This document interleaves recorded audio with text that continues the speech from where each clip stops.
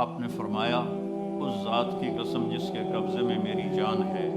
ایک ترازو ہو جو اللہ ہی بنا سکتا ہے، اس میں 7 زمینیں ڈال دو، ان کی دریا، ان کے سمندر، ان کے پہاڑ، ان کے جنگل، ان کے انسان، ان کے جانور،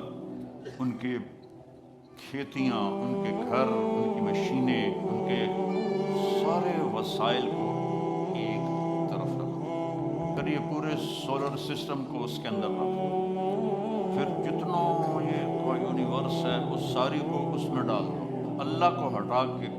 زمین سے لے کر عرش تک ساری کائنات کو ایک طرف بٹھا دو، ایک طرف ڈال دو، اور ایک چھوٹے سے پرچے پر لکھو لا الہ الا اللہ، اور اس کو دوسرے پلڑے میں ڈال دو، تو میرے نبی نے فرمایا اس ذات کی قسم جس کے قبضے میں میری جان ہے، لرجحت بہن لا الہ الا اللہ، یہ لا الہ الا اللہ کا چھوٹا سا پرچہ ساری کائنات کو یوں ہوا میں